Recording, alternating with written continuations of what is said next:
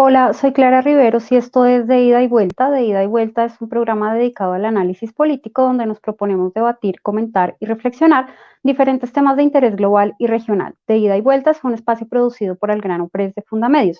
Bienvenidos. Hoy vamos a hablar de España, de lo que ha sido este año pandémico en España y para ello pues tenemos invitados periodistas que nos estarán comentando y aproximando lo que ha sido la gestión de la pandemia, pero también pues, otros temas que han causado cierta controversia durante el año. Quiero saludar en Madrid a Maite Rico, ella es periodista, columnista y analista del diario El Mundo y de las emisoras Onda Cero y El Radio. Bienvenida Maite, muchas gracias por acompañarnos. Gracias a vosotros. Muchas gracias. Quiero saludar a Carmen de Carlos. Ella es periodista, corresponsal y coordinadora de foros en América Latina del diario ABC. Carmen, buenas tardes, bienvenida. Buenas tardes. Muchas gracias por acompañarnos. Quiero saludar a Javier Fernández Arribas. Él es también periodista y analista político en diferentes medios de España. Es director de Atalaya. Bienvenido, Javier. Hola, buenas tardes a las tres, encantado de estar con ustedes. Quiero saludar a Daniel Gascón, él es escritor, editor de Letras Libres, columnista en El País y en el periódico de Aragón. Bienvenido Daniel, gracias por acompañarnos. Hola, muy buenas. Muchas gracias. Pues vamos a comenzar, vamos a ir a nuestro primer bloque para hablar de lo que ha sido la gestión de la pandemia. España registra más de 1,5 millones de contagios y más de 43,000 muertes por coronavirus. El gobierno habría tardado varios días o semanas incluso en decretar el estado de alarma. Lo hizo en marzo, aunque había detectado contagios en febrero. Entre marzo y junio la población estuvo confinada y el desconfinamiento pues tuvo lugar por fases. Desde el 21 de junio hubo la denominada nueva normalidad con libertad de movimiento y apertura de fronteras. Sin embargo, los contagios se aceleraron y España hoy es uno de los países con más contagios en la Unión Europea. A raíz de esto se han impuesto algunas restricciones, confinamientos localizados y un nuevo estado de alarma. Las comunidades autónomas están habilitadas para tomar las medidas que consideran necesarias, como confinamientos perimetrales en municipios y regiones. De hecho, algunas habrían decretado el cierre de hoteles y de establecimientos que no se consideran esenciales. Daniel, quiero preguntarte, pues, ¿cómo has visto la gestión de la pandemia durante este año en España? Bueno, yo creo que por una parte hay que reconocer que es muy difícil, que seguramente hay muchos factores que hacen que los casos en España hayan sido tan numerosos, pero creo que hay varias cosas que muy claramente se le pueden reprochar, ¿no? Para mí, una de las más graves es la falta de autocrítica que ha mostrado el gobierno en todo momento. Pues, por ejemplo, de repente cuando teníamos las peores cifras de Occidente, tenías a Pedro Sánchez poniéndose un notable, ¿no? También creo que ha habido una falta de transparencia y que ha sido muy defectuosa la comunicación al público, por ejemplo, decirle cuáles son las medidas que hay que tomar o a veces estaban diciendo que una decisión se tomaba porque había un comité y ese comité luego veíamos que no existía o no se reunía, ¿no? Se utilizaba a veces un argumento, es decir, la ciencia ordena esto, como si además la ciencia fuera siempre unívoca, cuando en realidad era más o menos la conveniencia del gobierno. Y eso yo creo que ha generado también una gran desconfianza. También creo que otro de las cosas que se pueden reprochar ha sido una sensación de improvisación que además es una improvisación y al mismo tiempo muy convencida, ¿no? Entonces, de repente había casos de inseguridad jurídica donde tú no sabías bien cómo te podías mover, cuáles son las restricciones a tus movimientos o cuándo podrías abrir el negocio o ese tipo de cosas y que han propiciado también, pues a veces actuaciones policiales un poco excesivas, ¿no? Y creo que también otra de las cosas que hemos visto ha sido una especie de ramalazos autoritarios que son un poco preocupantes, ¿no? Al principio, con el estado de alarma, aparecía ahí Sánchez hablando muchas veces y tenía incluso la imagen de esto era una guerra que estaba contra el virus, ¿no? De forma que también quien criticaba al gobierno estaba de parte del enemigo. Después él desapareció, traspasó la responsabilidad de las comunidades y, por ejemplo, ese estado de alarma se tenía que renovar cada 15 días, ¿no? Ahora, de repente, tenemos un estado de alarma que dura 6 meses que no se entiende bien por qué ha sido y que más o menos inhibe al Parlamento, ¿no? Y entonces ves ahí que de repente pues el Ejecutivo aprovecha esta situación de excepcionalidad para hacer cosas que son más bien dudosas, ¿no? O de repente, pues decirnos, es muy peligroso los bulos, ¿no?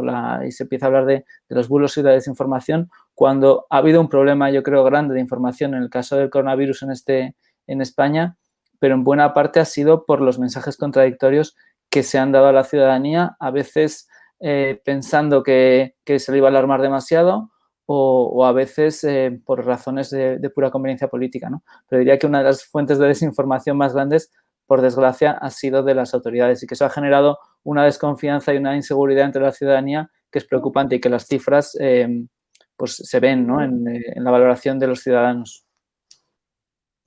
Daniel, muchas gracias y quiero preguntarle a Maite cómo ha visto ella la gestión de la crisis sanitaria en España. Creo, si no entiendo mal, que España es el tercer país del mundo que ha registrado más muertes por número de habitantes. ¿Cómo has visto la gestión de la crisis sanitaria por parte del gobierno español, Maite? Bueno, para empezar, no sabemos todavía exactamente el número de muertos. Una de las cosas que ha ocurrido es que este gobierno ha estado ocultando las cifras o disipándolas. De hecho, la cifra oficial son 43.000, pero los registros que hay de exceso de mortalidad que lleva un centro estadístico y, por ejemplo, las funerarias coinciden en que ya nos acercamos a los 60.000. Desde luego es el país de Europa con más muertes por habitante, el país, no sé si del mundo, con más personal sanitario contagiado y el país de Europa con mayor consecuencia, mayor daño económico. Esto da una idea de cómo ha sido la gestión. Decía Daniel con razón que es una situación inédita y muy difícil. Pilló a un gobierno recién formado y con una dificultad añadida, y es que el Ministerio de Sanidad en España, por nuestra organización nacional, estamos divididos en comunidades autónomas, en regiones con autogobiernos bastante desarrollados, pues el Ministerio de Sanidad realmente tiene pocas competencias, están transferidas a las comunidades autónomas. Entonces, eso también dificultaba la actuación, unido a que el personal era bastante incompetente. El ministro de Sanidad es, de hecho, filósofo, no tenía ni idea del tema sanitario. Es más, lo nombraron ahí justamente porque el Ministerio de Sanidad prácticamente no tiene competencias, no hace gran cosa, y este era un señor, filósofo catalán, que fue puesto ahí por una serie de acuerdos de reparto político. Y luego el director del centro de alertas, bueno, pues es un funcionario que ha resultado ser, él sí es médico, sin titulación, digamos, de especialidad, y ha resultado ser, pues, un personaje no solo incompetente, sino que además se ha prestado al juego político. Todo eso ha hecho que la situación fuera demencial. O sea, el día 31 de enero hubo una reunión donde varios expertos sugirieron que el virus que se estaba llegando, y había noticias, veíamos lo que había pasado en Italia, lo que estaba pasando, por supuesto, en China, que era un virus, recomendaron que se clasificara con la máxima gravedad, nivel 4, creo, en términos de ciencia, y aquí decidieron que no, que iba a ser pues como una gripe. No se tomaron las medidas necesarias y, sobre todo, cuando se planteó en Europa la necesidad de tener equipos de protección para el personal sanitario, el ministro dijo claramente que no había ningún problema y que estábamos perfectamente provistos. Luego vimos a los sanitarios teniendo que protegerse con bolsas de basura. Ha sido, sobre todo los primeros meses fueron dramáticos y no se tomó, o sea, pasamos, es más, la gente que advertía sobre la gravedad de lo que se venía era calificada de tremendista, de catastrofista, había bromas diciendo que esto era una gripe y que la gente estaba exagerando, y de la casualidad que cuando empezó ya de verdad, cuando vimos lo que estaba pasando, se declara el estado de alarma, pero previamente se retrasó la actuación porque había una gran manifestación feminista convocada para el 8 de marzo, Día de la Mujer, y el gobierno no estaba dispuesto a suspender este acto. Ha sido uno de los grandes pecados de esta actuación. En cuanto hubo la manifestación, se vio el nivel de contagio que había ya, entonces se decretó un estado de alarma que fueron 3 meses de cierre, de encerramiento en nuestras casas, que acabó por dar un golpe mortal a la economía. Entonces ha sido una gestión nefasta que, por supuesto, se ha querido llevar a los tribunales, pero que se está encontrando las demandas con una fiscalía que está impidiendo que prosperen estas demandas. Muchas gracias, Maite. Quiero preguntarle a Carmen cuál es su lectura de esta gestión de la crisis sanitaria y qué añadiría, digamos, en los fallos que ha tenido el gobierno español. Con el repaso que le estamos pegando a este gobierno, creo que más o menos todos coincidimos en la imagen y en la valoración que hacemos de su gestión. No es casual que seamos los últimos de la clase en la Unión Europea, pero yo añadiría a todo lo que han dicho los anteriores ponentes dos cosas. Una, no fue únicamente una manifestación feminista la que se realizó a sabiendas de que el virus ya estaba circulando, sino que fueron casi 300. Más tienes que sumar ahí los espectáculos, sobre todo los partidos de fútbol, más otra convocatoria que a sabiendas que estábamos en esa situación de riesgo total, el gobierno autorizó a un partido político que se llama Vox a realizar un mitin multitudinario. Yo, a ver, ¿qué es lo que veo aquí? Entiendo que el origen, o sea, el estallido de la pandemia sorprende a muchos países, empezando por China, y el silencio de China es cómplice en lo que pasa después.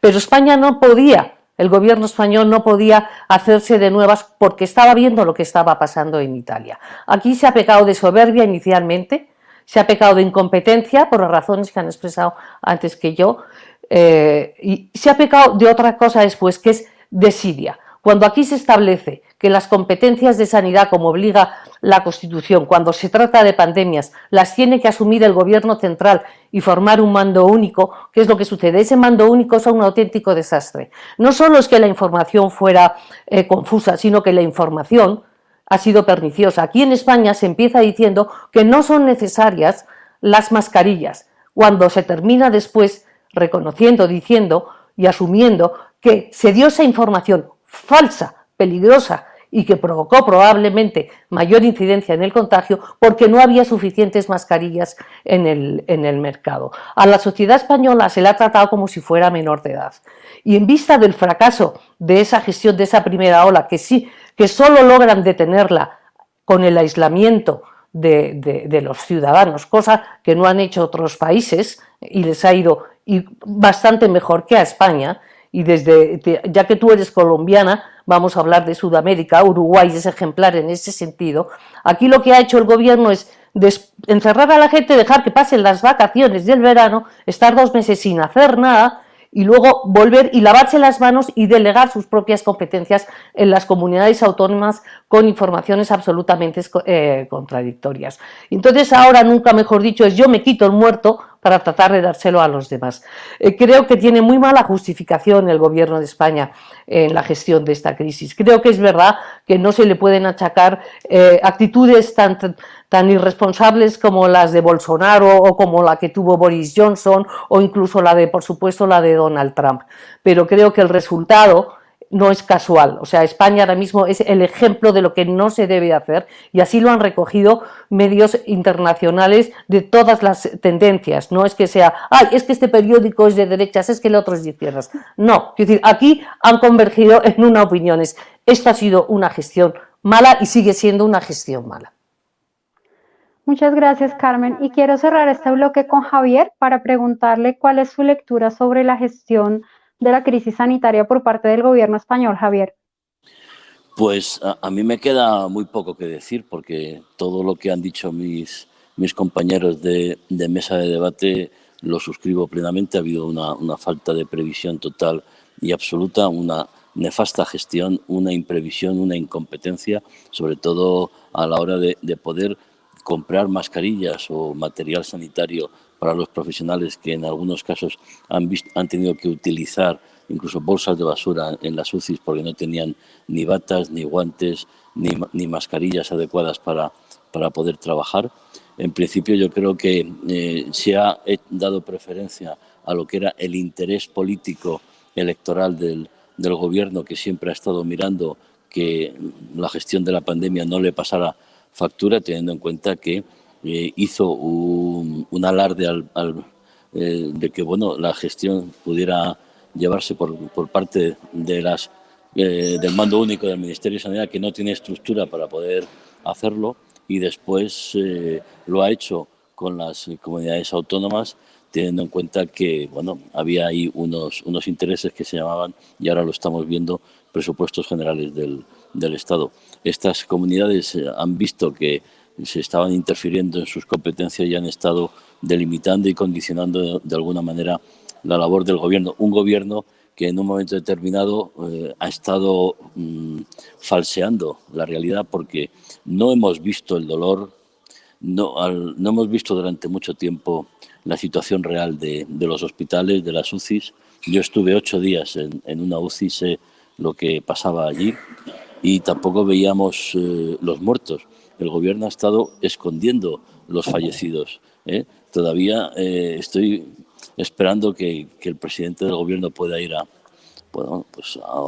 un hospital, pueda ir a una funeraria, pueda estar solidarizándose con las familias de aquellos que han fallecido y realmente valorando y concienciando, porque si ahora, por ejemplo, nos estamos quejando en España de esos jóvenes que parece que se van de fiesta, que no tienen la conciencia de tener las precauciones adecuadas, porque luego ellos se están contagiando y después contagian al resto de la familia, creando una situación complicada, es porque tampoco se ha hecho una pedagogía desde los medios de comunicación y sobre todo desde el gobierno a la hora de que pudiéramos hablar, de que pudiéramos enseñar y que pudiéramos tener una clara definición de la dimensión de la tragedia.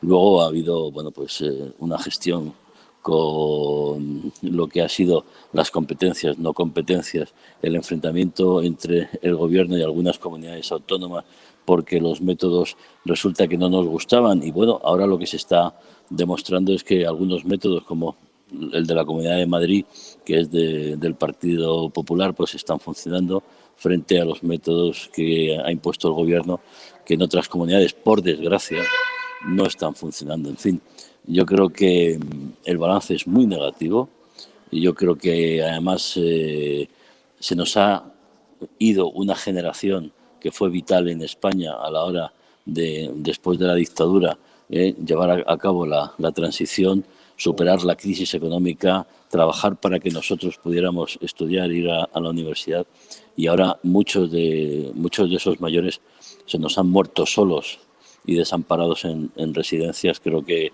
en alguna manera, lo comentaba, yo creo que era Maite, la Fiscalía General del Estado está impidiendo que esta gestión pueda ser revisada por los tribunales, pero creo que hay numerosos indicios de que la gestión del gobierno debería pasar por los tribunales, porque tiene muchas cuestiones que dilucidar.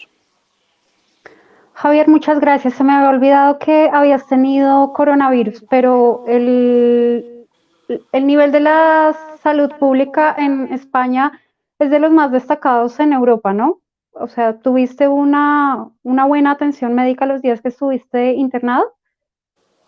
Sí, bueno, yo estuve internado, ingresé en el hospital el 22 de marzo, un domingo, y bueno, me diagnosticaron COVID-19, una neumonía bilateral en los 2 pulmones, pero el problema del COVID no es la neumonía, sino que después de haber infectado el pulmón, lo que hace el virus es ir al sistema inmunológico y atacar aquello que tú puedas tener más débil, más delicado. Por eso, en las primeras oleadas, los médicos estaban muy sorprendidos, porque ellos ponían el tratamiento para curar la neumonía y a las 8 horas los pacientes estaban fallecidos, ¿no? Y era porque, bueno, afortunadamente vinieron resultados de autopsias de Italia y de otros países advirtiendo, cuidado, porque se necesita una combinación en el tratamiento, un tratamiento combinado, que es el que yo recibí, porque yo a los 2 días de estar ingresado en el hospital, pues me iba. Los análisis, la analítica indicaba que el virus estaba atacando por otras vías que nunca me dijeron cuáles. Y entonces bajaron a la UCI y afortunadamente conseguí remontar. Estuve 8 días y afortunadamente estoy aquí contando que se pasa bastante mal, pero bueno, pongo en mucho valor el trabajo profesional de los sanitarios del hospital donde yo estuve, tanto profesional como humano, porque en esas circunstancias el trato humano muchas veces es más importante que incluso todo el tratamiento médico para poder sacarte adelante. Y afortunadamente, bueno, pues en las UCIs ha habido gente que hemos podido salir adelante, pero mucha gente que no ha podido salir adelante, además dándose una situación tan trágica, tan dramática, como que muchos médicos han tenido que decidir a quién le ponían respirador y a quién no.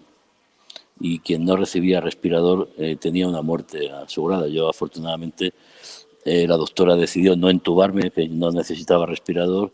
Y bueno, y eso de haber sido deportista en mis años jóvenes, pues me ayudó, y no fumar me ayudó, y a pesar de los kilos, me ayudó a salir adelante.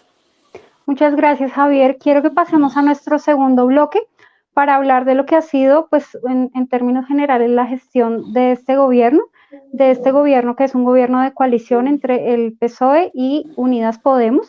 Recordemos que el 31 de diciembre de 2019, hace casi un año, el PSOE y Unidas Podemos firmaron el documento Coalición Progresista, un nuevo acuerdo para España. Ese fue el pacto para formar gobierno de coalición entre Pedro Sánchez del Partido Socialista Obrero Español y Pablo Iglesias de Unidas Podemos. Las líneas generales de ese pacto, según reseñaron los medios de comunicación en su momento, pues fueron la derogación parcial de los aspectos más lesivos de la reforma laboral, una reforma fiscal ambiciosa que incluía subir impuestos a los ricos y a las grandes empresas, así como una fuerte subida del salario mínimo y poner punto final a la llamada Ley de Seguridad Ciudadana o Ley Mordaza. Se anunció como un gobierno progresista con un claro énfasis social y feminista. Quiero preguntarle, voy a empezar con Maite y con Carmen, que han trabajado muchos años en América Latina, si ese gobierno progresista le recuerda a algún gobierno progresista de América Latina, de esa ola progresista que ha conocido la región en estos años del siglo XXI. Maite. Pues vamos a ver, yo diría que es un ejemplo otra vez más del mal uso de la palabra progresista, porque justamente esta coalición es una coalición del sector más radical del Partido Socialista y de una fuerza como Unidas Podemos, que es un partido de origen pues comunista muy vinculado al chavismo. Han sido las personas que el origen de Podemos, pues son unas fundaciones que estuvieron asesorando en América Latina, asesorando y aprendiendo con el gobierno de Hugo Chávez y después pues en el eje bolivariano. Es decir, es un progresismo que en realidad es una izquierda absolutamente reaccionaria. Por supuesto que me recuerda, claro, a gobiernos desde el populismo latinoamericano, con la diferencia de que aquí en España todavía pues quedan y teníamos instituciones y una serie de instituciones fuertes y sobre todo un balance, un control y balances de poder. Balances que este gobierno, en los pocos meses que lleva en el poder y también gracias a la situación de excepción de la pandemia, está pues esforzándose en ir suprimiendo o neutralizando. Ya sea el Parlamento, ya sea el Poder Judicial, ha nombrado la fiscal general del Estado, pues es la antigua ministra de Justicia de este mismo gobierno, una militante socialista. El deseo de intervenir en el Poder Judicial es una constante y también incluso, bueno, pues a lo largo de la pandemia hemos visto una serie de altercados con los medios de comunicación y los intentos por controlar la información. Tengo que decir de punto de partida que en realidad Pedro Sánchez, el presidente del gobierno, líder del PSOE, prometió, su promesa electoral fue que jamás pactaría con Unidas Podemos. Decía que Unidas Podemos era un partido que le iba a impedir dormir, tanto a él como al resto de España, precisamente por estos postulados absolutamente rancios que tiene Unidas, postulados del comunismo tradicional. Él aseguró que no iba a pactar. Por tanto, estafó a sus votantes porque nada más llegar al poder, lo primero que hizo fue asociarse y crear desde una posición muy débil, porque el Parlamento está muy dividido, los grupos políticos ninguno alcanzaba la mayoría, desde un resultado electoral muy pobre, apenas 135 diputados, se alió con Unidas Podemos y ahora mismo está pactando, haciendo pactos de esta cosa que llama geometría variable con fuerzas nacionalistas e independentistas de izquierda. Entonces, ha dado cuerpo a lo que un antiguo ministro socialista ya fallecido, Alfredo Pérez Rubalcaba, que fue vicepresidente del gobierno, advirtió que podía ser lo que llamaba un gobierno Frankenstein. De hecho, el PSOE tradicional acabó expulsando a Pedro Sánchez en 2016 cuando intentó, por una serie de debates, intentó proponer esta misma vía.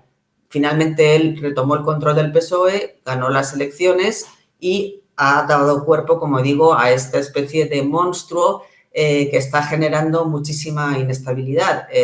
Lo estamos viendo a cada rato, ahora mismo con los presupuestos. Entonces, para mantenerse en el poder, que parece ser que es el único proyecto que tiene Pedro Sánchez, está pactando con fuerzas que justamente buscan la destrucción del Estado español e incluso pues, de la democracia. Podemos ya ha reiterado que quiere tumbar, como dicen ellos, el régimen del 78, que es el régimen de la transición que ha dado a España los momentos históricos más prósperos, ¿no? y democráticos y más libres. Entonces, este es el cuadro que tenemos en estos momentos.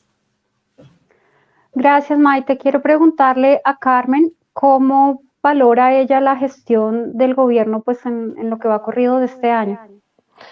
Yo quiero, si no te importa, antes enlazar con la pregunta que habías formulado sobre los parecidos o las similitudes con algún gobierno latinoamericano. Vamos a ver, yo creo que los vasos comunicantes entre a la Argentina de Cristina Kirchner, que es la Argentina de hoy de los Fernández, es decir, Cristina Fernández de Kirchner, Alberto Fernández, más la Ecuador en la que estaba Rafael Correa, da como resultado la España que hoy tenemos. Yo creo que el espejo en el que se mira no es el chavismo, no es el madurismo, porque el fracaso ha sido tan grande que seguir esa hoja de ruta al pie de la letra, primero, no lo puede hacer, y segundo, España tiene una suerte, que es la puerta de salida que no tienen el resto de estos países que yo he mencionado, el famoso eje bolivariano que mencionaba antes Maite, y es nosotros pertenecemos a la Unión Europea, entonces Bruselas es la que pone los límites. La tentación del asalto al Poder Judicial, tal y como lo está haciendo ahora mismo el gobierno de Pedro Sánchez, es una calcomanía de lo que está sucediendo ahora mismo en el gobierno de los Fernández. El atropello, la mordaza, el control de las redes sociales, de los medios de comunicación, es otra calcomanía de lo que se está haciendo ahora mismo en Argentina. Entonces, lo más parecido que yo veo ahora en un gobierno latinoamericano frente al gobierno de Pedro Sánchez es, sin lugar a dudas, Argentina antes que Venezuela. Y, por supuesto, ahora ya en Ecuador el Ecuador de ahora no tiene nada que ver con el de Rafael Correa, sino todo lo contrario. E incluso Bolivia siempre se desmarcó y fue otra cosa. En cuanto al balance de gestión de este gobierno, pues si bien tenemos que tener en cuenta que la pandemia ha alterado cualquier previsión, lo cierto es que sus resultados también son negativos, o sea, el saldo siempre es en rojo, lo mires donde lo mires, y además incide otra cosa, y es que ha conseguido, y otra vez volvemos a encontrar ese parecido con ese gobierno de Argentina, es polarizar aún más a la sociedad española. Tanto lo ha polarizado que un partido como Vox, que normalmente en España era residual y sale como respuesta al separatismo independentista de Cataluña, ahora mismo va creciendo y va teniendo cada vez más seguidores. Entonces, a ver, yo la verdad que a mí me cuesta mucho trabajo encontrar cosas positivas en este gobierno, y lo de que es un gobierno feminista, yo creo que tampoco me parece que sea un gobierno feminista si entendemos el feminismo como entiendo yo que es el feminismo en el siglo XXI. Y lo de progresista, yo también digo lo mismo. Para mí progresista lo que significa es progreso. España no ha progresado con Pedro Sánchez, no ha progresado. Y si a mí alguien me demuestra que España ha progresado en cualquier campo con Pedro Sánchez, pues oye, retiro lo dicho. Entonces, aunque suenen duras las palabras, me parece que es que no de verdad, me gustaría poder tener a mano algo que diga, hombre, pues esto la verdad que han sido fenomenales, esto lo ha hecho muy bien, aquí el Ejecutivo se ha aportado. Yo no lo veo. Puede ser un progreso hacia el dolor, en sentido orwelliano, Carmen. Pues tenemos y tenemos todos, eso desde luego. Quiero preguntarle a Javier cómo ve la gestión del gobierno español en lo que va corrido de este año. Pues una gestión nefasta, sobre todo porque es contra natura. La coalición de gobierno se produce entre dos partidos que en una segunda contienda electoral pierden votos, pierden escaños. El asunto es que en la anterior convocatoria Pedro Sánchez podía haber elegido al Partido Ciudadanos de Centro y haber formado una mayoría de centro-izquierda con 180 diputados de sobra para la mayoría absoluta y para poder gobernar. Sin embargo, Pedro Sánchez no quería en absoluto a Ciudadanos, entre otras cuestiones porque pensaba, y las encuestas le decían que no, que si había nueva cita electoral iba a ganar. Mentira. Él perdió votos, perdió escaños, y es que también Podemos con Pablo Iglesias le ocurrió lo mismo. Perdió votos y perdió escaños. Entonces, los dos que estaban a punto de caerse se sostuvieron uno a otro en un acuerdo contra natura, porque todos sabemos, y ellos mismos lo saben, que se van a intentar eliminar uno al otro, porque el objetivo de Podemos es comerse al PSOE y tener sus votos, tener sus escaños y lograr el poder y cambiar la estructura del Estado, como bien decía Carmen. Además, los ataques a la jefatura del Estado, al rey, el asalto al Poder Judicial, el intento de control de los medios de comunicación, etcétera, etcétera, por no decir que hubiera dicho la izquierda en cualquier sitio si Mariano Rajoy coloca a su mujer como ministra de algo, o tiene 20 y tantos ministerios, como ocurre en este momento.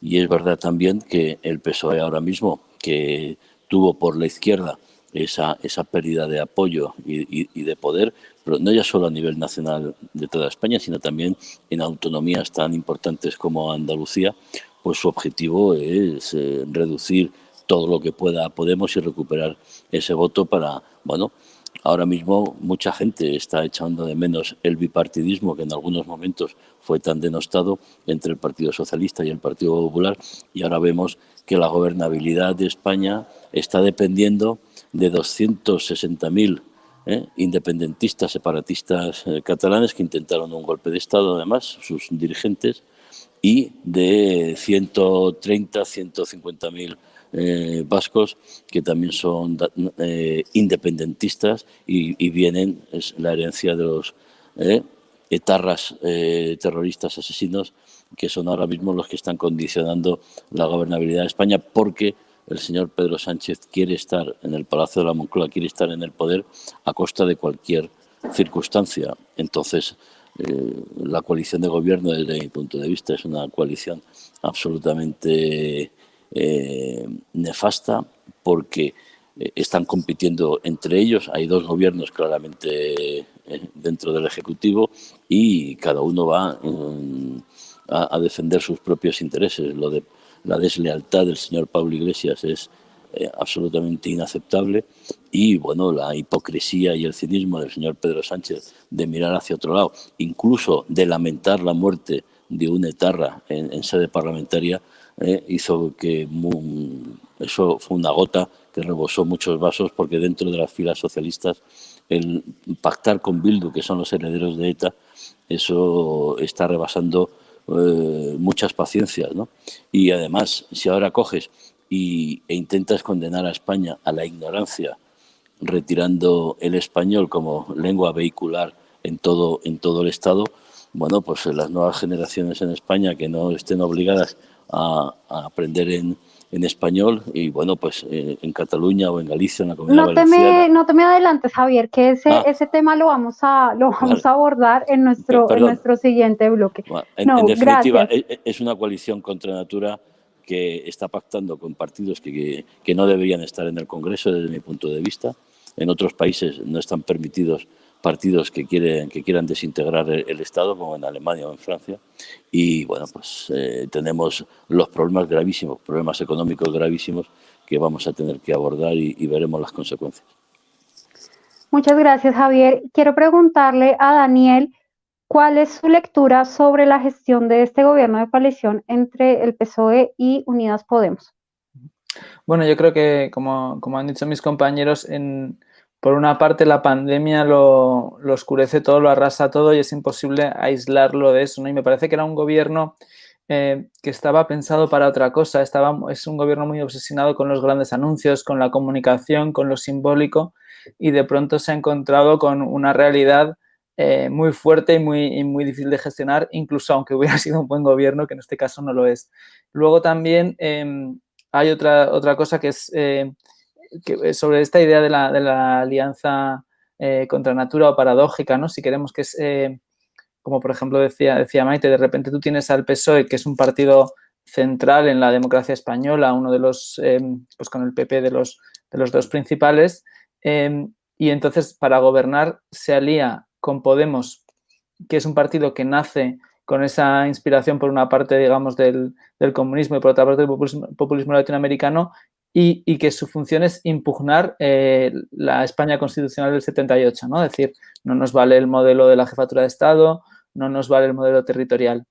Y entonces es como un partido del sistema con un partido que es antisistema, que además se apoyan con otros de los impugnadores, ¿no? Que son, pues, con Esquerra Republicana, que acaba de dar un golpe de Estado incruento, ¿no? En el año 2017, y con Bildu, ¿no? Que son, pues, todavía los herederos de ETA, y que todavía, pues, no condenan la violencia, ¿no? Entonces eso es una situación bastante paradójica, ¿no? Y que creo que causa muchas disfunciones a veces en el gobierno y también que alimenta la polarización.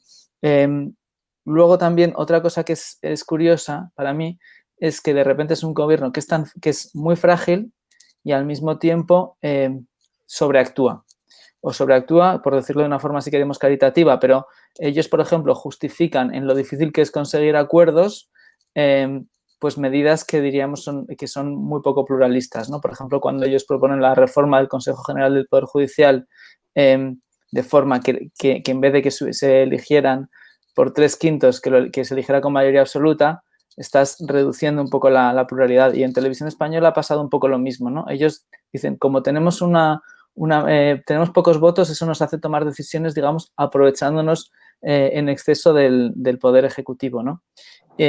Luego también vemos muchas batallas comunicativas dentro del gobierno donde, pues, además notas esa diferencia en la relación teórica, en la relación con las instituciones, ¿no? Porque unos las desprecian y otros toleran ese desprecio, ¿no? Por ejemplo, pues ves a ministros criticando a la figura del rey o haciendo declaraciones que están totalmente fuera de lugar, digamos, en un gobierno pensaríamos en un gobierno más o menos normal, ¿no? Lo que pasa es que también creo que este es un problema que a veces tienes, ¿no? Que dices, hay un partido, digamos, hay un partido del sistema y un partido antisistema en la coalición del gobierno, pero algunas mañanas no es tan fácil distinguir al uno del otro, ¿no? Muchas gracias, Daniel. Quiero que pasemos a nuestro tercer bloque. En el tercer y en el cuarto bloque quiero que hablemos de algunas leyes, de algunas iniciativas, de algunos proyectos de ley. Vamos a hablar ahora de la nueva ley de educación que se aprobó hace pocos días y que ha causado controversia, pues viéndola desde afuera. Yo he podido ver algo en la prensa. De hecho, pues se aprobó con 177 votos a favor en el Congreso y estuvo a solo un voto de su interrupción. Pues hay diferentes medidas que han sido cuestionadas o que son llamativas o que son polémicas, pero digamos la que ha suscitado de pronto más controversia tiene que ver con la eliminación del castellano como lengua vehicular, pues que dejará de ser oficial en la educación, según se ha reseñado en la prensa. Quiero preguntarle a Carmen para que nos ayude a entender un poquito esto que ustedes entienden bastante bien, pero que de pronto a veces en los términos no es tan claro de este lado del Atlántico, Carmen. A ver, lo que ha hecho el gobierno ha sido pactar con los independentistas, con los separatistas, una medida que es inconstitucional, que hay una sentencia previa que dice que es inconstitucional y que solo sirve para darles gusto porque más tarde o más temprano el Tribunal Constitucional les va a decir que esa medida no se puede aplicar en los colegios, aunque de facto se está haciendo en lugares como en Cataluña. ¿Qué significa lo de la lengua vehicular? La lengua vehicular es el español, el castellano, al que está obligado todos los ciudadanos a conocer y tienen el derecho de ejercer. Eso no significa que sea excluyente en los colegios en otras lenguas, en determinadas autonomías históricas que la tienen propia, como puede ser Cataluña, País Vasco o Galicia. ¿Qué es lo que ha hecho? Pues a mí me parece que lo que ha hecho es dar un golpe de efecto para concentrar ahí toda la polémica, sabiendo que realmente no va a llegar a ningún lado. Lo que ocurre es que nos encontramos por primera vez en España con una situación en la que el Poder Judicial no está reaccionando o no, vamos a ver, yo no puedo decir ahora mismo que el Poder Judicial responda a un Estado de Derecho en términos absolutos. Creo que hay una injerencia del Ejecutivo tan brutal que se dilatará mucho probablemente el fallo del Tribunal Constitucional y eso habría que corregirlo. Este tema es muy polémico porque además significa que si en aquellas autonomías en las que tú apliques, como están haciendo en Cataluña, tú estás generando unos ciudadanos a los que les estás limitando sus posibilidades de triunfar laboralmente el día de mañana.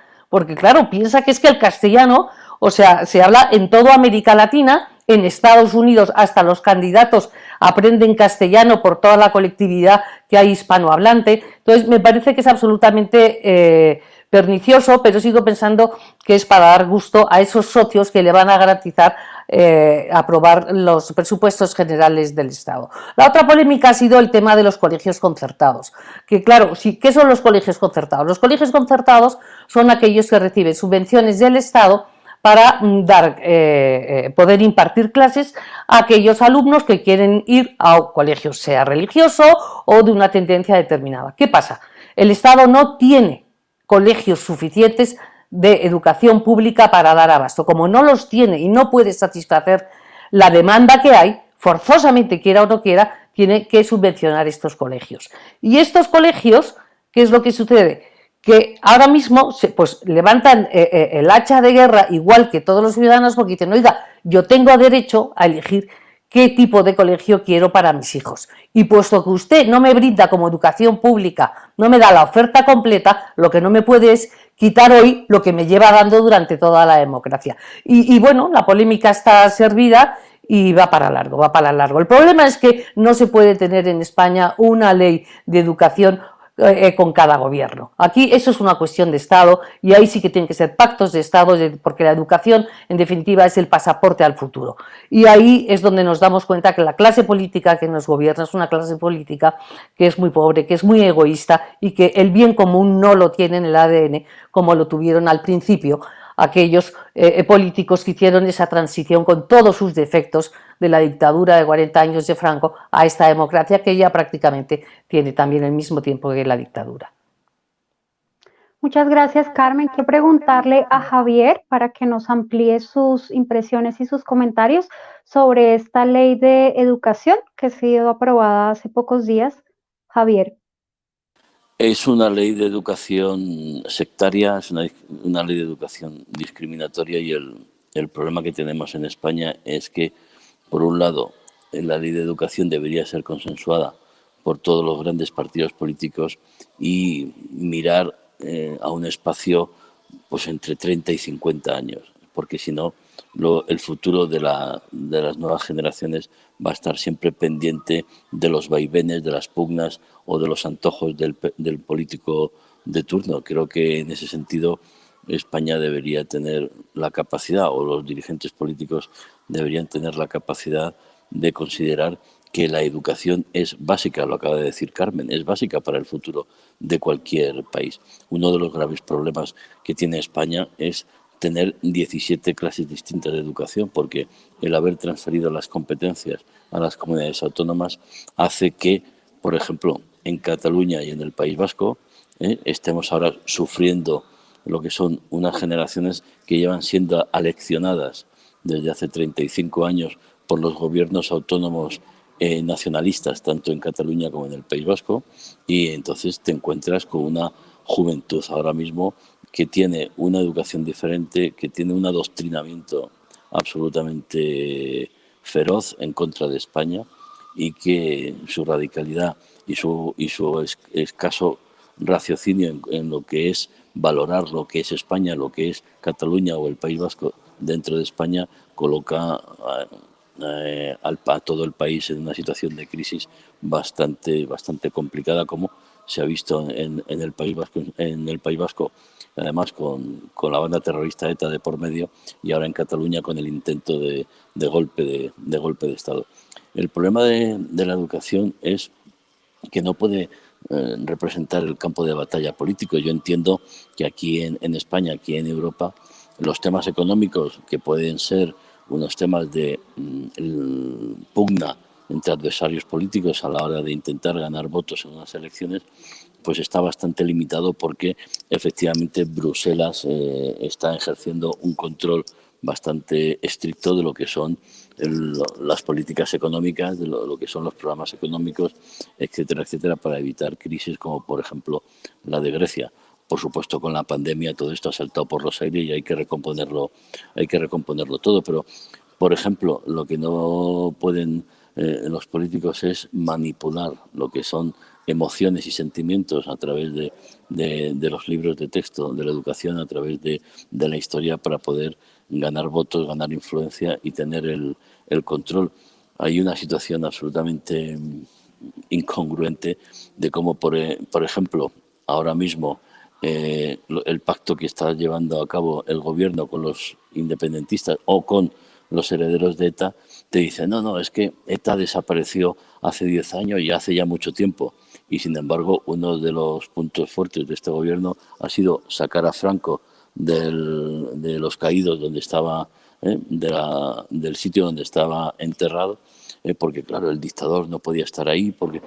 Entonces, ¿en qué quedamos? Lo de hace 10 años es una cosa histórica que queda muy lejos, y lo de Franco, que murió hace 50 años, eso no es una cosa que, además, las cicatrices entre los españoles están más que restañadas y se habían superado las diferencias. En fin, es algo muy delicado, porque yo decía antes, no llevan a la ignorancia. Vamos, estoy segura, Clara, que cuando lleguemos a Bogotá, hablando en euskera o hablando en gallego o hablando en catalán, vamos a hacer negocios y vamos a poder estudiar en todas las universidades, porque en cualquier universidad, en Miami, en Bogotá, en Buenos Aires, en Berlín, en Londres, los idiomas que se entienden son el catalán o el euskera o el gallego, ¿no? Es algo tan incongruente, lo ha dicho Carmen, o sea, condenas a la ignorancia a una generación, pero también le estás condicionando y mucho sus posibilidades en un mundo donde ahora mismo la globalización, la aldea global en la que vivimos, la salida a las crisis económicas está en la exportación, está en poder hacer negocios por todo el mundo. Estoy seguro que hablando catalán o hablando euskera vamos a poder hacer muchísimos negocios en toda Iberoamérica. Es absolutamente una estupidez de tal calibre, pero que tiene unas consecuencias dramáticas para miles de españoles. Javier, 580 millones de personas en el mundo hablan castellano, hablan español. 483 millones hablamos el español como lengua materna. Quiero preguntarle a Maite cómo ha visto esta ley de educación y la polémica con el tema del castellano, pero si hay algún otro punto que encuentre preocupante de esta nueva ley de educación. Sí, bueno, es como decían mis compañeros, es como la octava ley que se hace de educación. En 40 años hemos tenido una ley de educación cada 5 años. Los partidos políticos, los dos principales, el socialista y el popular, han sido incapaces de ponerse de acuerdo en un plan de país, en un plan educativo nacional. Eso es grave. En este caso es todavía peor, porque es una ley que reforma otra ley anterior que se ha hecho a toda velocidad y en un contexto muy claro, en el contexto en el que se están negociando los presupuestos generales del Estado. ¿Eso qué implica? Que para conseguir el apoyo de los independentistas catalanes, una de las exigencias ha sido justamente que se extirpara el español o el castellano como lengua vehicular, es decir, como lengua de enseñanza en aquellas comunidades que tienen idioma propio, idioma cooficial. En el caso catalán, pues lo que esto implica, ya había muchísimos problemas hasta ahora de que muchísimos padres no lograban. Hay que decir que hasta ahora en Cataluña la mayoría de la población es castellano parlante. Hasta ahora lo que no lograban muchos de ellos era escolarizar a sus hijos en español. Ya había problemas. Las autoridades catalanas no hacían caso a las sentencias judiciales. Entonces, ahora van a tener la capacidad absoluta de decidir cuántas horas se dan clases, se enseña en español. Hay que decir también que este ha sido uno de los viejos proyectos del nacionalismo catalán, es decir, el utilizar el idioma y la educación como vehículo para ir sembrando esa desafección hacia el resto del Estado y considerar el español como una lengua ajena cuando es una lengua absolutamente propia. Esto va a implicar además que se afecta sobre todo a las clases más desfavorecidas, porque la gente que tiene dinero, tú mandas a tu niño a un colegio privado que pueda aprender español o dar clases en español tranquilamente. Aparte de que viola los derechos humanos más elementales, porque desde siempre, y eso está reconocido por la UNESCO, los niños tienen derecho a ser educados en su lengua materna. Otra cosa es que sea un colegio bilingüe donde salen aprendiendo pues español y castellano y catalán, castellano y vasco, castellano y gallego, que eso es lo perfecto, lo ideal. Pero en este caso se trata de ir arrinconando al español. Junto a eso, ¿por qué digo que atenta contra las clases más desfavorecidas? Por un lado, porque justamente a la gente que no tiene dinero y que va a la escuela pública se va a encontrar con este problema. Y por otro lado, porque tiene otras medidas, como por ejemplo, bajar muchísimo el nivel de exigencia y poder pasar los cursos e incluso tener el título de bachillerato con asignaturas suspensas. Estamos en las mismas. Al final son las clases más desfavorecidas. La educación para ellas es un vehículo social, de ascenso social, y a partir de su esfuerzo pueden conseguir reconocimiento a partir de sus notas y abrirse puertas. En el momento en que estás ya degradando la titulación, estás haciendo un flaco favor a esta gente, porque lo mismo, la gente de dinero, puedes tener un hijo que sea un auténtico borrico, pero va a tener su salida por una vía o por otra. Entonces, junto a eso, pues ha habido medidas también muy cuestionadas, como la educación concertada, como el poner pegas a la educación concertada o la educación especial. La idea buenista de cerrar lo que llaman los centros de los colegios especiales para niños con discapacidades, para incorporarlos a la escuela normal, por así decir. En algunos casos era factible, en otros no. Entonces, al final, están desmontando un sistema que ya funciona con dinero público para generar problemas. ¿Qué va a pasar con esta ley? Que en cuanto haya un cambio de gobierno se va a ir al cubo de la basura. Entonces, otra vez estamos en unos juegos cortoplacistas y encima, en este caso, mucho más graves porque están simplemente pagando sus peajes a las fuerzas independentistas. Muchas gracias, Maite. Pues antes no lo entendía muy bien, pero ahora me parece todavía peor de lo que me había parecido en días anteriores. Quiero preguntarle a Daniel qué opinión tiene de esa nueva ley de educación y pues ya que todos los participantes tienen una mirada tan crítica, ¿tú has visto algo, digamos, algunos elementos positivos de esta ley, además de los problemas que supone?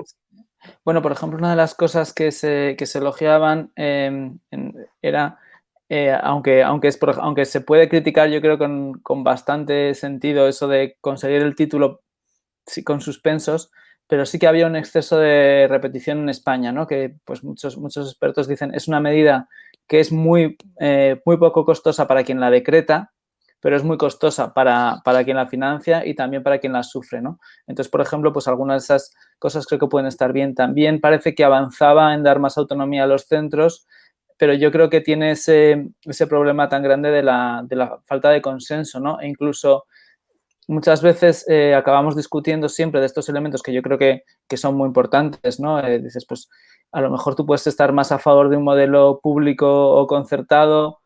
Yo creo que lo importante es dar el servicio más que quien lo ejerza exactamente, pero bueno, ahí lo puedes discutir, pero quizás si esto se presenta como algo que haces contra alguien, pues no parece la mejor estrategia y desde luego anima a que cuando haya un cambio de gobierno pues se cambie otra vez la ley y estemos en la misma, ¿no? Y que sea como los cesantes de Galdós, pero como en leyes educativas. Entonces yo creo que ese es un problema y también en cierta manera lo Lo mismo con la cuestión de la inmersión, que yo creo que ya lo han explicado muy bien mis compañeros, y que tiene esa cuestión tan rara de intentar que la escuela de una sociedad bilingüe, la escuela sea solo monolingüe, ¿no?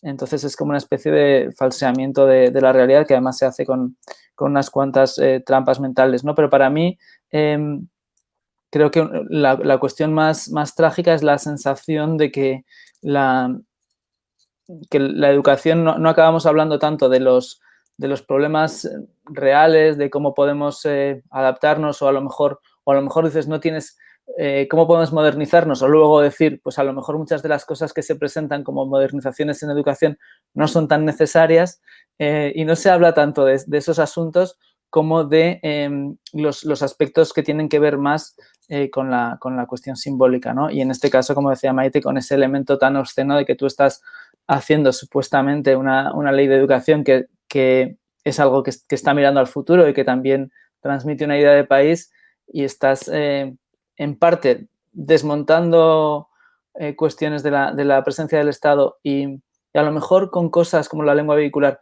que en sí no tienen consecuencias porque lo que hacen, pero consecuencias por lo que dicen, pero sí simbólicamente, porque estás aceptando una situación que realmente un Estado no debería hacer, ¿no? Que es la expulsión, digamos, de ese símbolo, ¿no? Y que de repente tú des tanto por tan poco por unos presupuestos, a mí me resulta pues bastante desconcertante, ¿no?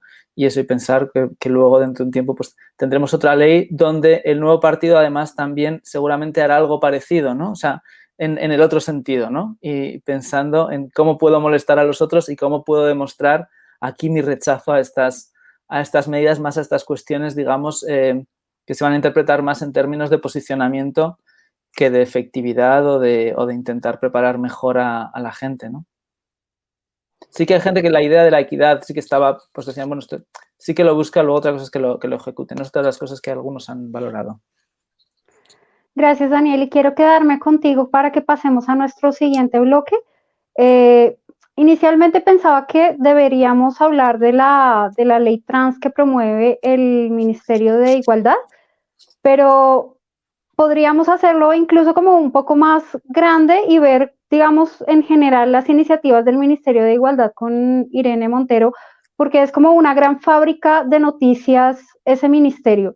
Es cierto que hay que proteger los derechos de las minorías, de la población transexual. Yo he leído pues algunos artículos donde columnistas plantean que la población transexual en España, incluso pues siendo un estado de derecho como es el español, pues también sufre discriminación, que hay que buscar como que tengan derechos efectivos, pero también la forma en que se ha concebido esta ley pues puede suponer algunos problemas. Y bueno, también otras iniciativas que ha tenido este ministerio. ¿Tú qué impresión tienes de estos temas y de estas iniciativas que promueve Irene Montero? Bueno, yo un poco lo que señalabas, no es una gran fábrica de noticias. Yo creo que también se emplea a veces para polarizar, para aparecer.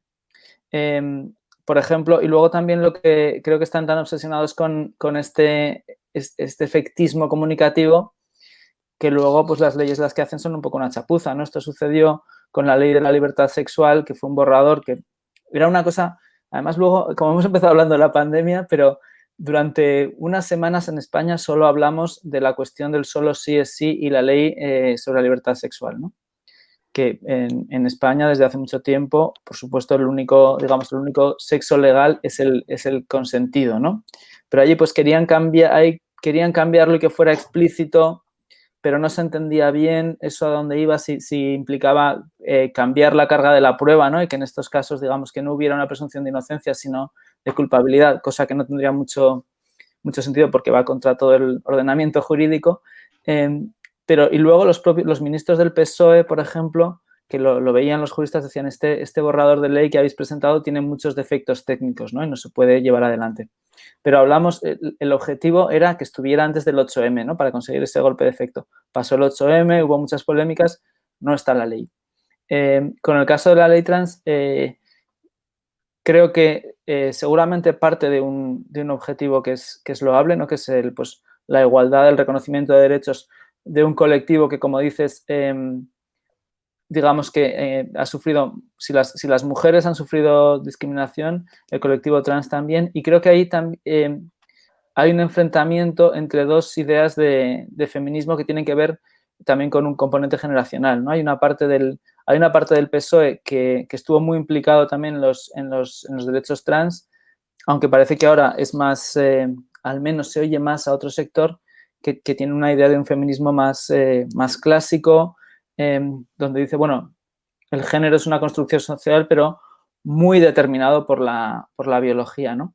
Y entonces, mientras que esta otra visión es, digamos, pues bueno, en ese sentido más integradora. Y como pasa con muchos proyectos, yo creo, de estas leyes que hace el departamento de Irene Montero, pues parece que el borrador a lo mejor tenía buenas intenciones, pero tenía muchos casos de indefinición, de errores, de que de repente pues podía causar más problemas de los anteriores, ¿no? Por ejemplo, pues en eliminar cualquier tipo de prueba externa, o que se pudiera decir, y entonces o incluso que un nombre no tuviera asignación de varón o de sexo, o confusiones entre sexo y género.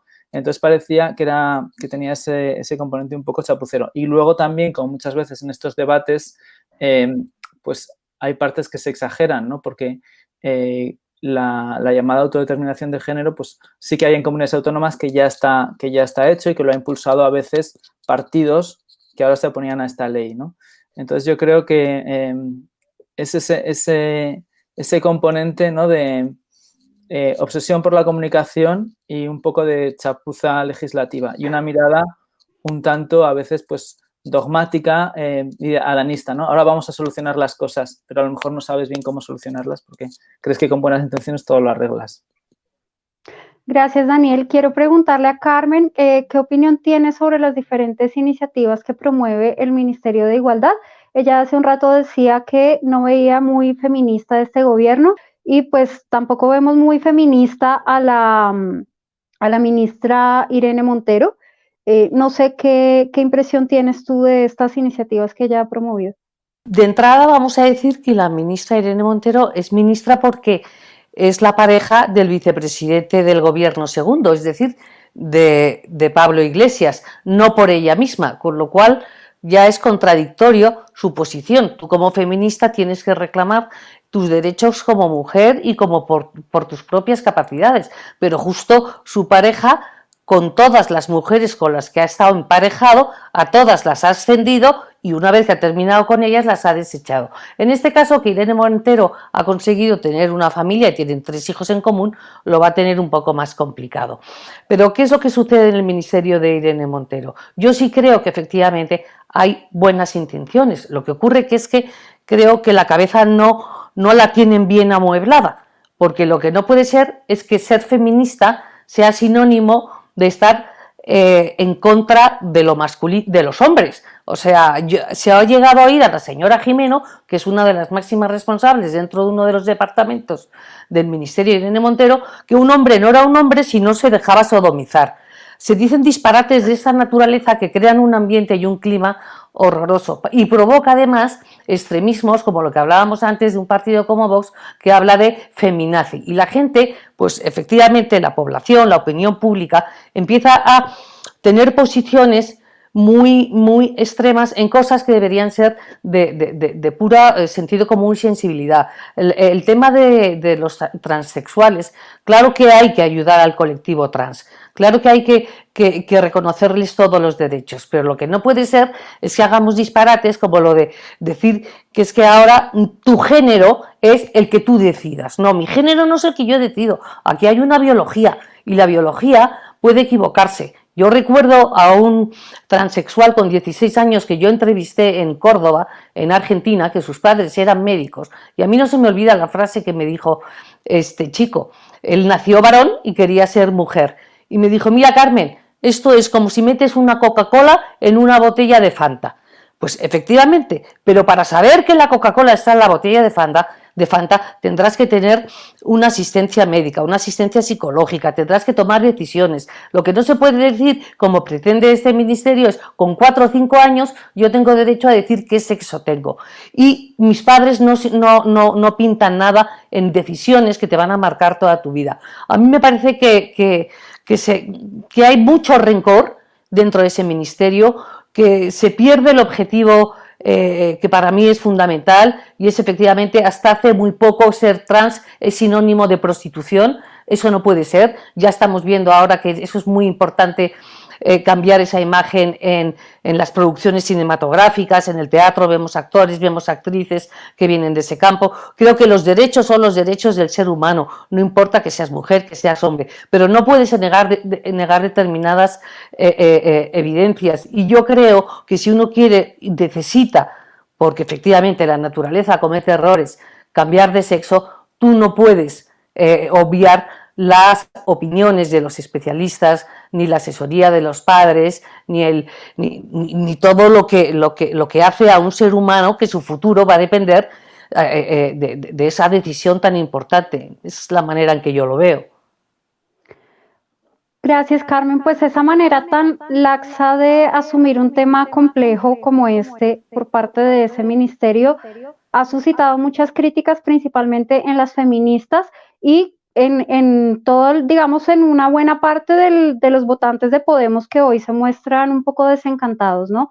Quiero preguntarle a Maite, y llegamos a un punto en que le había preguntado la vez pasada también sobre esta polémica y este desencanto de las feministas con el Ministerio de Igualdad, con la ministra Montero en particular, y pues con estas iniciativas. ¿Cómo ves esto de la ley trans y de las otras iniciativas que promueve este ministerio? Veíamos esta semana también otra nueva noticia del ministerio. ¿Qué impresión tienes, Maite? Bueno, como partiendo de la base de la gran hipocresía que ha señalado muy bien Carmen, que la ministra está ahí por ser pareja del vicepresidente, que el vicepresidente es un señor que fue grabado diciendo que azotaría hasta hacer sangrar a una periodista, obviamente estaba ironizando, pero da una pauta de su actitud, como dicen, de machirulo o de siete machos, y acaba de regalar o situar en la dirección de un periódico digital, un panfleto digital, a otra mujer con la que ha tenido una serie de problemas legales. En fin, el ejemplo que ellos dan de feminismo, si eso es el feminismo que propugnan, pues es para echar a correr, pero van dando lecciones. Medidas ridículas y consejos ridículos los estamos teniendo cada semana. Algunos ya pasan de ridículos a ser más graves, como esta ley de libertades sexuales de la que habló antes Daniel, que propone incluso la penalización, pues, de las miradas o del piropo, en fin. Y luego, por otro lado, también hemos tenido casos que muestran también la hipocresía de este ministerio, como el propio partido Podemos ha denunciado por acoso sexual a un abogado, el abogado del partido, que está sacando a la luz una serie de corruptelas en la financiación, y lo despidió por acoso sexual que se ha manifestado o se ha comprobado que era absolutamente falso.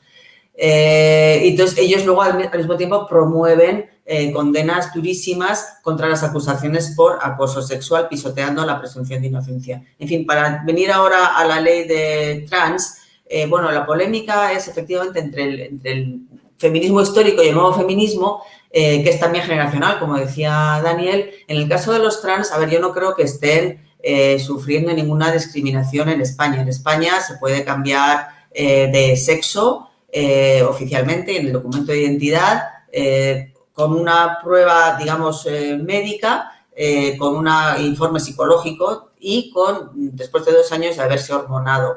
¿Que esto a lo mejor se puede modificar? Sí, yo no es un tema que yo sea experta, estoy segura de que sí, pero lo que propone la ley es la autodeterminación del sexo, es decir, que tú puedes cambiar de sexo, cambiar tu identidad y tu apellido y todo, ya, sin más, simplemente porque tú lo dices, sin necesidad de que haya un dictamen psicológico, médico, que tienes disforia de género.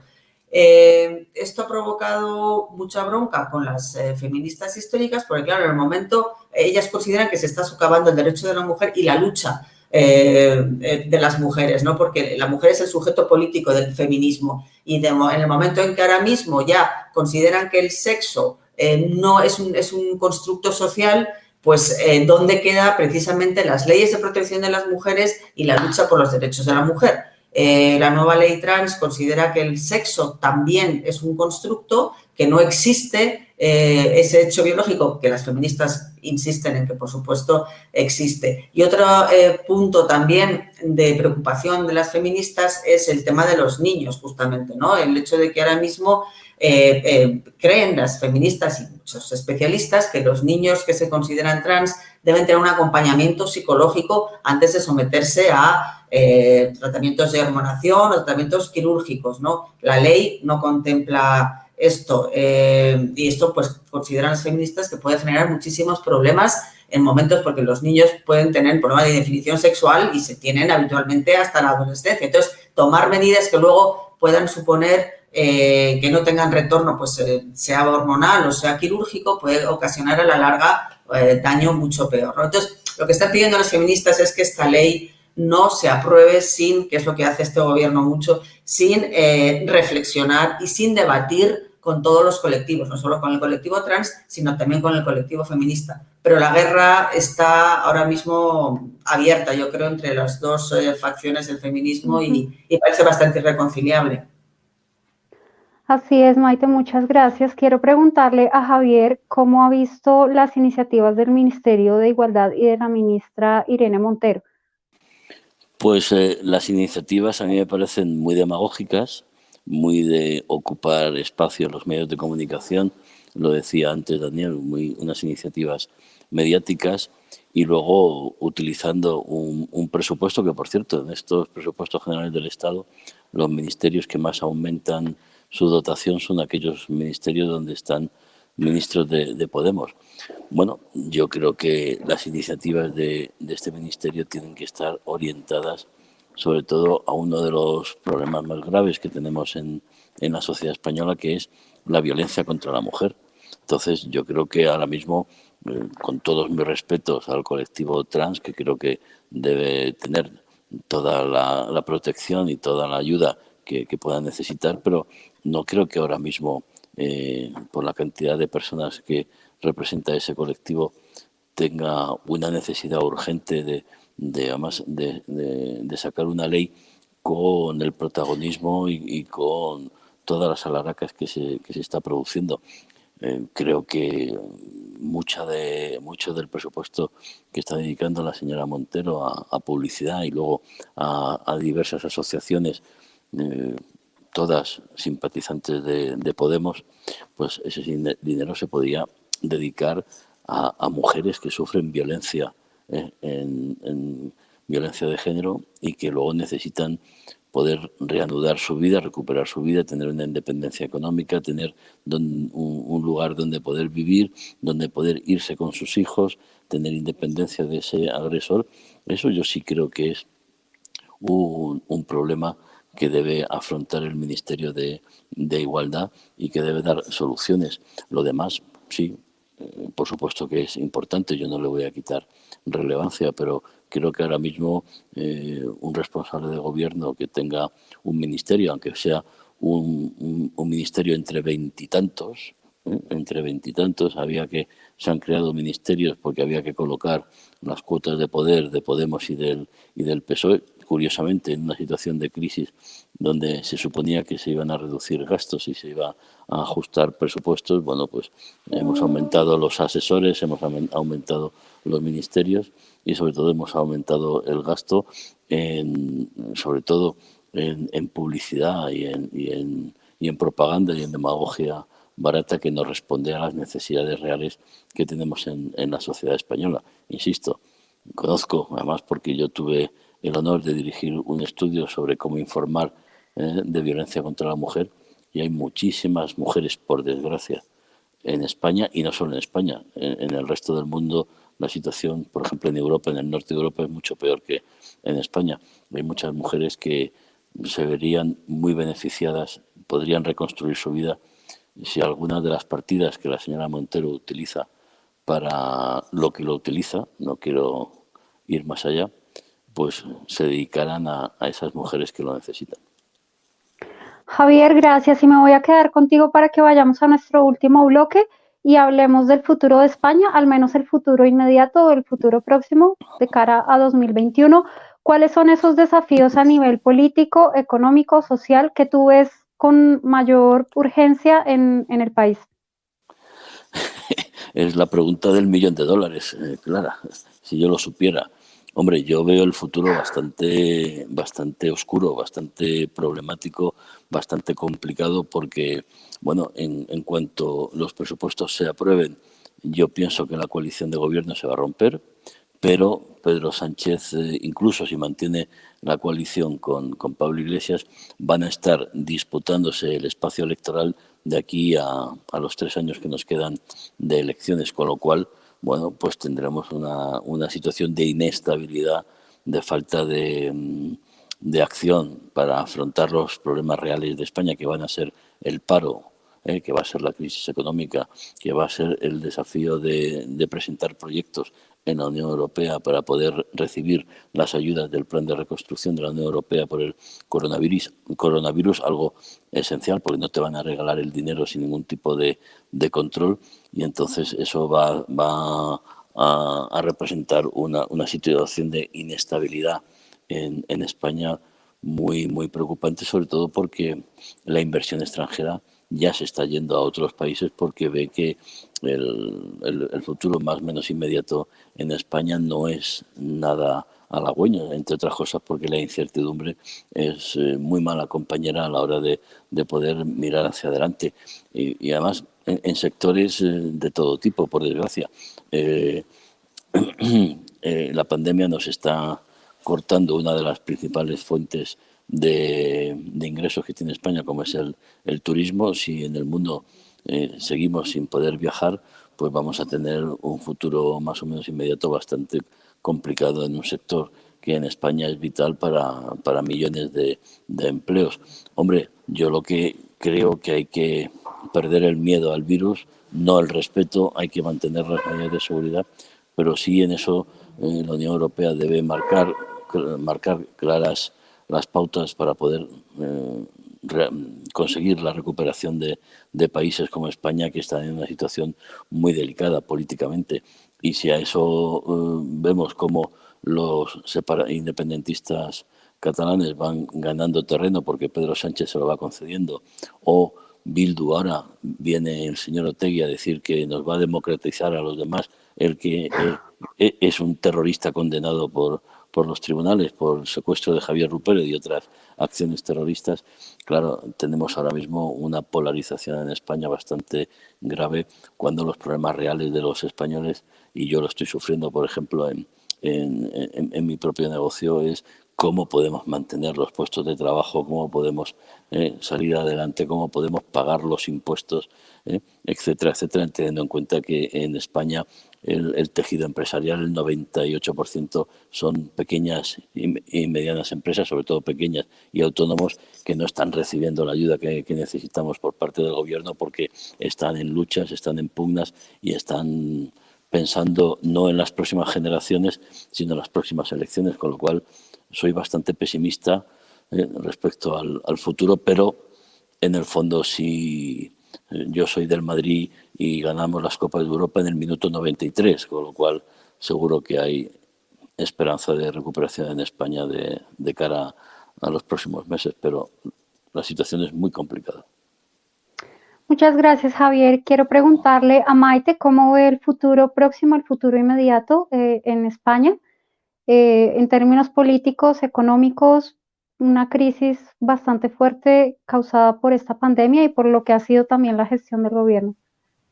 Sí, la verdad es que nos está quedando un programa un poco lúgubre, pero es que desde fuera de España a veces cuesta entender, o sea, el cambio y el giro que está dando este país y para mal, porque efectivamente, como decía Javier, estamos en un nivel de polarización vamos, que yo no recordaba, desde luego, en toda esta etapa democrática. Con Aznar también hubo crispación, pero ahora estamos llegando a un extremo increíble, al punto tal, como señalaba Carmen, que han salido también partidos pues bastante más extremos.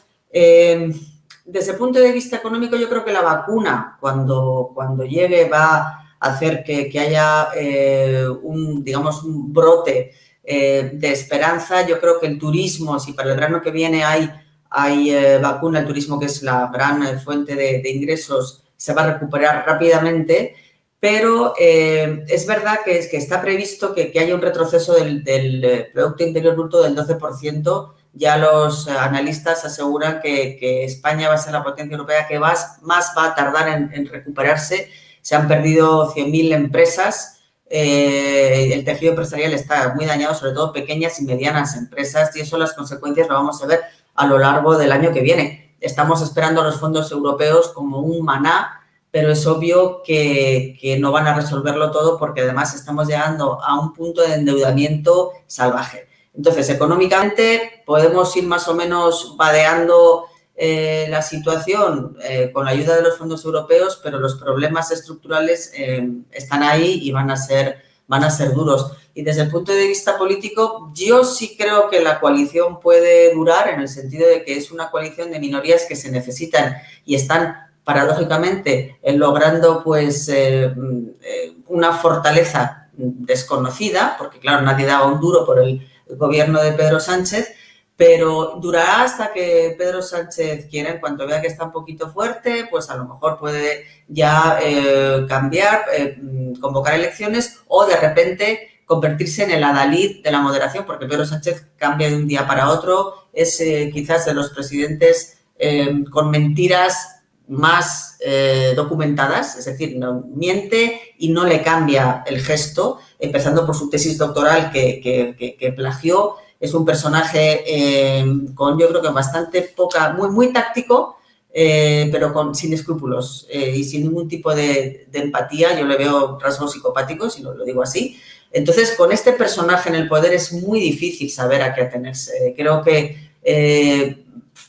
si le es útil la coalición, si le es útil Podemos, como ha sido hasta ahora, o los independentistas, lo va a seguir siendo. Si ve que no lo es, con los presupuestos aprobados dará un volantazo y se aproximará al centro derecha o al centro, o intentará recuperar a su partido que está ya prácticamente deshecho. El Partido Socialista ya no existe, es él, es el Partido Sanchista. Entonces, yo creo que lo veo mal, veo perspectivas bastante negras, porque me parece que si sigue como hasta ahora, vamos camino a un abismo, yo diría, impredecible. Soy muy pesimista, la verdad. Muchas gracias, Maite. Dice un amigo en común mexicano que los pesimistas son optimistas con información. Vamos a ver qué ocurre. Quiero preguntarle a Carmen cómo ve el futuro próximo en España, en términos políticos, económicos, sociales. Y daba la cifra de 98.000 empresas se han cerrado a lo largo del año. Son más de 98.000, pero yo lo que veo es que lo que queda de año van a seguir cerrando más empresas.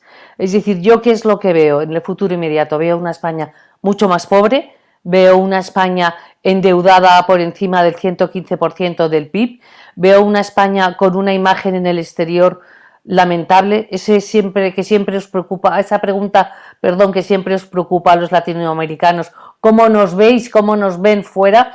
Creo que la imagen de España realmente se ha deteriorado de una manera brutal. Creo que la crisis se va a profundizar en los primeros meses del año que viene de una manera brutal. ¿Por qué?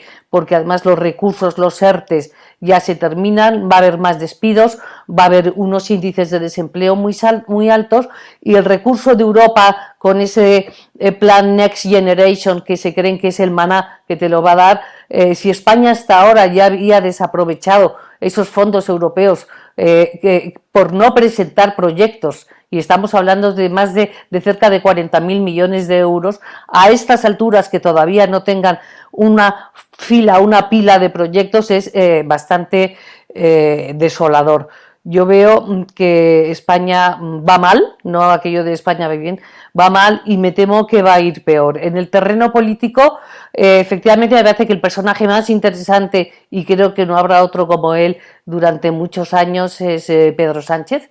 Creo que psicológicamente merece un estudio aparte. Yo en Sudamérica hoy he escrito, hoy la web que yo dirijo, una selección de sus contradicciones, y yo creo que es el único político español al que no se le pasa factura por hacer lo contrario de lo que dice. Y en eso se parece mucho, volvemos otra vez al tema de Argentina, que es lo que pasa con los Fernández. Y habéis mencionado en varias ocasiones la cantidad de ministerios que hay en España. Bueno, en el caso de Argentina y España, uno tiene 21 y el otro tiene 22.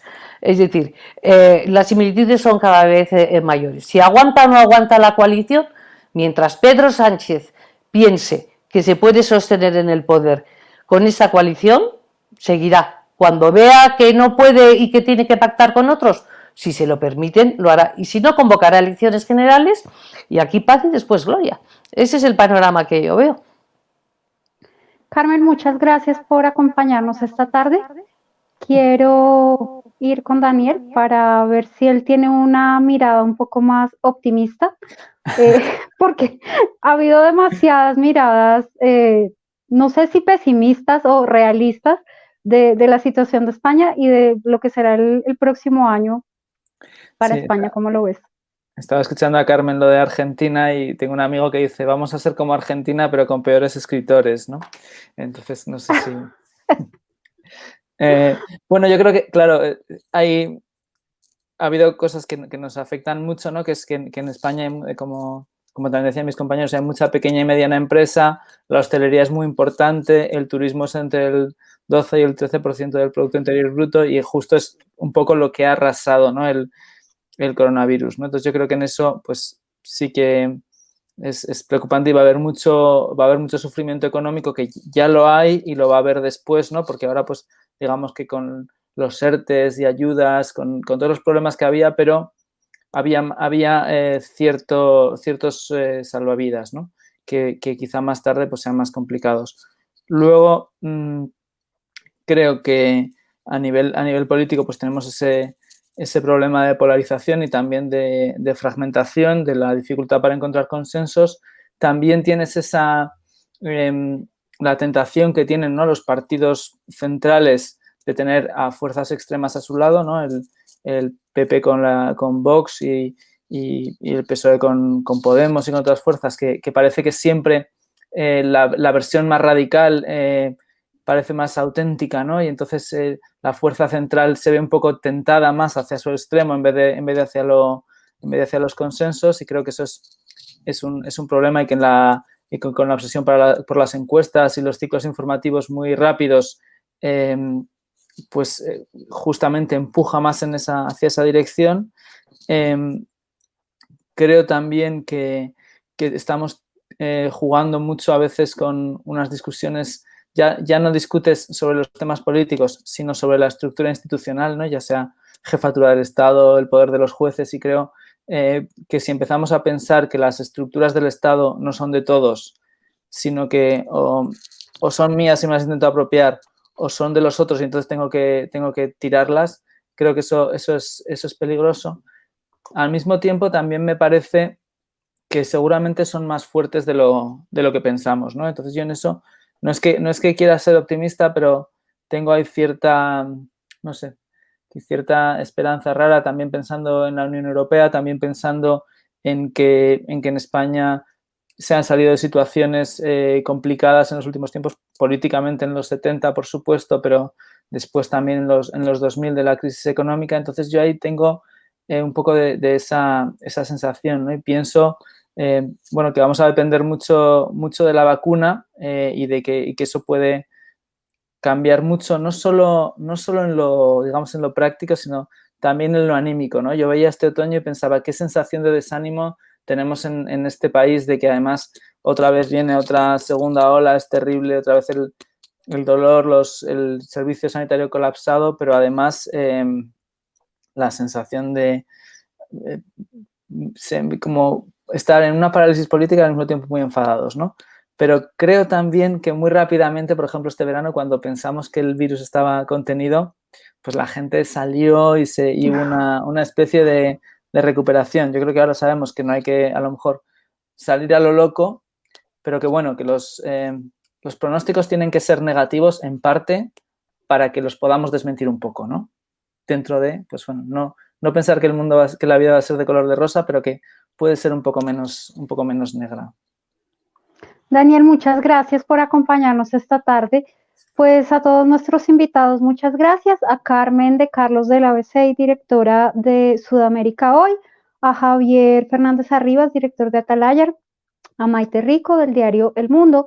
Y a Daniel Gascón, editor de Letras Libres. Muchas gracias por aproximarnos sus miradas y sus análisis sobre pues España hoy, España este año, la gestión que ha hecho de la pandemia y pues cuáles serán esos escenarios para el futuro próximo, para el próximo año pues en España. A ustedes gracias por acompañarnos, nos vemos en una próxima emisión de Ida y Vuelta para ver qué está ocurriendo en otro lugar del mundo.